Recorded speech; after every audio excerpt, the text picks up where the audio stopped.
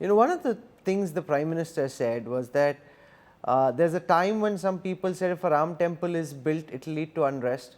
Some people fail to understand the purity of India's social sentiment.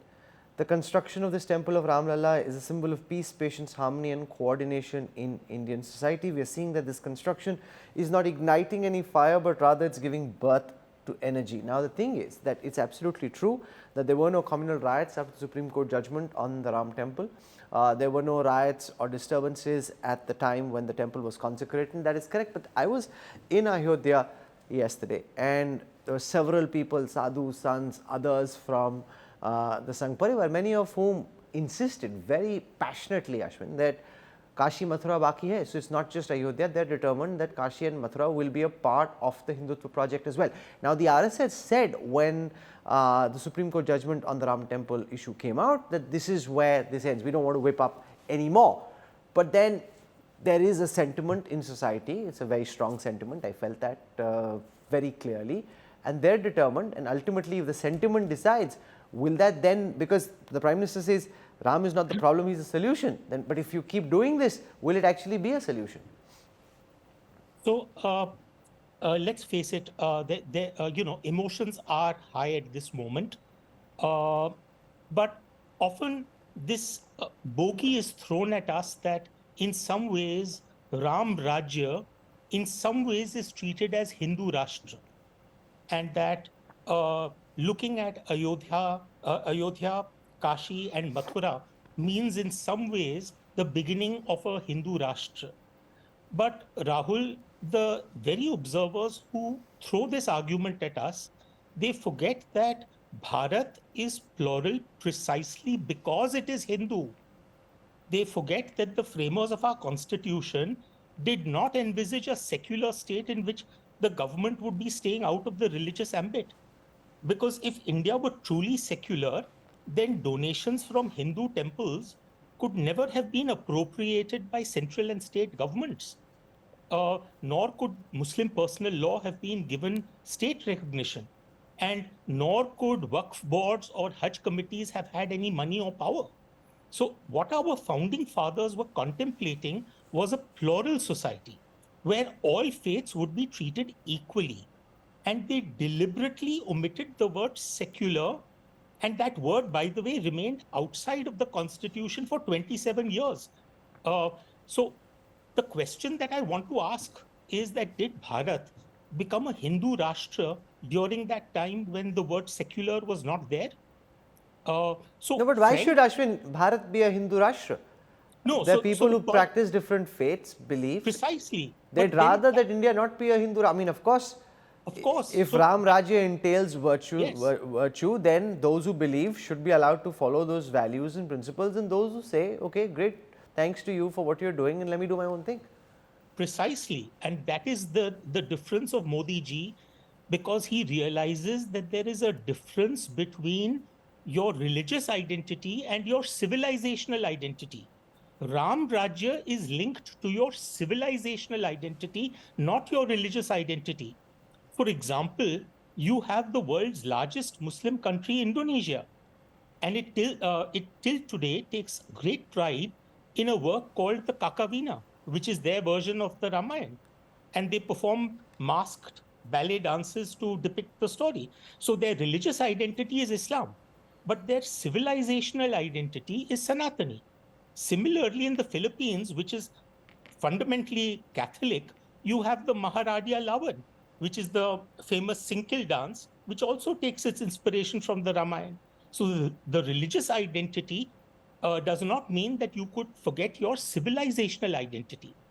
And this is where we make a big mistake by looking at the idea of Hindu Rashtra, or for that matter, Hindutva, with great disdain. Because what we don't realize is that Hindutva is simply the ability to put one's civilizational identity above religion, caste, language, gender. And that is what our Prime Minister understands. Amish, Mohan Bhagwatji, the RSS Sarsang Chalak, when he spoke about the 14 years of exile of Lord Ram, said he left because there were disputes, Kalha in Ayodhya. Ram Rajya is coming in. We have to shun all disputes and stop fighting amongst ourselves over petty issues. We have to shun ego and stay united. And yet, the moment the Prime Minister left yesterday, there was chaos. Dignitaries initially, others, local Ayodhya Vasis, the tourists who came this morning through the day, the headline has been of utter mismanagement, chaos. And I was there for the darshan this morning at 7, and I could see how the CRPF, the police, they're all trying to ward people off, but they're all coming in. This doesn't really feel like Ram Rajya. So people have to, at some, Bhagwatji said this, the Prime Minister said it, but it's one thing to say, it's the other for people as a society to change. And expecting that to happen too quickly seems just unreal, given what happened at the Ram temple within minutes after the Prime Minister left. There's an irony there. Rahul, I think there are a few points in your question. One is, of course, the point of unity that the RSS Sarsanchalak ji, Mohan Bhagwat ji said. And the other is chaos, lack of discipline. Look, in terms of unity, I couldn't agree more. To me, if I am a very proud Hindu, I've never hidden that. And from my first book in 2010, even in times when it wasn't fashionable, I would say it publicly. I'm a very proud Hindu. But from those days, I've also said that that doesn't mean in the Hindu way that we disrespect other religions. And I say the same thing today as well. The Indian subcontinent, and if you include Afghanistan as well as 8 nations, there are only 2 nations among these 8 where the minority proportion of the population has gone up in the last 75 years. India and Nepal. What is common between India and Nepal? In every other country, the minority population has gone down. Some, like Pakistan, it has collapsed completely. The right to equality, right to freedom of religion is based on one very fundamental right, the right to live. And that our neighborhood shows the challenges with that. That's what makes me proud as a Hindu, that we instinctively understand the concept of pluralism. However, what we instinctively do not understand is the importance of unity. There's a reason why we lost repeatedly, very often in the last 1,000 years, to invaders, sometimes to much smaller armies. It wasn't because of a lack of bravery in our ancestors, it was because of a lack of unity. It happened repeatedly. In Maratha history, for example, Kanoji Angre's navy was destroyed because of internal Maratha disunity. Vijayanagar was lost the Battle of Talikota again because of internal disunity. So this is critical for us, and we must be very, very clear.